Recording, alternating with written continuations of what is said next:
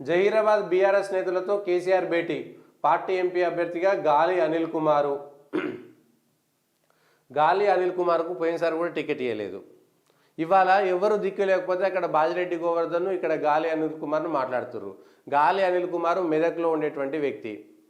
సరే, ఆయనకు బీఆర్ఎస్లో అన్యాయం జరిగితేనే కాంగ్రెస్కి వెళ్ళిండు, కాంగ్రెస్లో టికెట్ రాకపోతే మళ్ళీ బీఆర్ఎస్కి వచ్చిండు. మొదటి నుంచి తెలంగాణ ఉద్యమం నుంచి హరీష్ రావుకు వెన్నుదన్నుగా ఉంటే ఆయనకు సంబంధించినటువంటి ఆస్తులు తను కాబట్టి టీఆర్ఎస్ పార్టీ ఎంజాయ్ చేసింది, జల్సాలు చేసింది.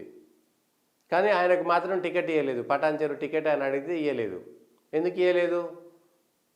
మరి ఆ రోజు బీసీలు ఎందుకు గుర్తుకు రాలేదనేటువంటి విషయాన్ని మా టీఆర్ఎస్ నాయకులు చెప్పాలి. దీనికి సంబంధించి ఎందుకు వాళ్ళకు సంబంధించినటువంటి దాంట్లో జహీరాబాద్ బీఆర్ఎస్ నేతలతోటి కేసీఆర్ భేటీ. జహీరాబాద్ లోక్సభ నియోజకవర్గానికి చెందిన పార్టీ ముఖ్య నేతలతోటి బీఆర్ఎస్ అధినేత కేసీఆర్ సమావేశమయ్యారు. గెలిపే లక్ష్యంగా చేపట్టాల్సిన కార్యాచరణ నందినగర్ నివాసంలో ఉన్నారు. పార్టీ ముఖ్యులు కూడా ఉన్నారు.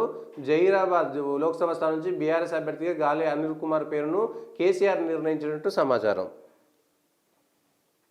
జహీరాబాద్ ఎందుకు ఇస్తున్నారు, మెదక్ ఎందుకు ఇస్తలేరు?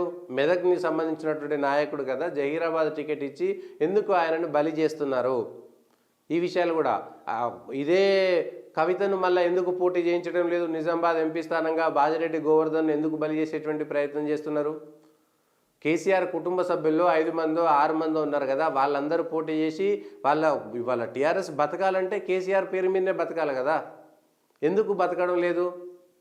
సో వాళ్ళంతా సేఫ్గా ఉంటున్నారు. అహో మేము ఓటమి చెందలేదు, వీళ్ళందరికీ టికెట్లు ఇచ్చినాం, బీసీలకు ఇన్ని ఇచ్చినాం, ఓడిపోయే సందర్భంలో బీసీలకు టికెట్లు ఇవ్వడం తప్ప ఇంకొకటి కాదు అనేటువంటి విషయాన్ని మనం గమనించాలి.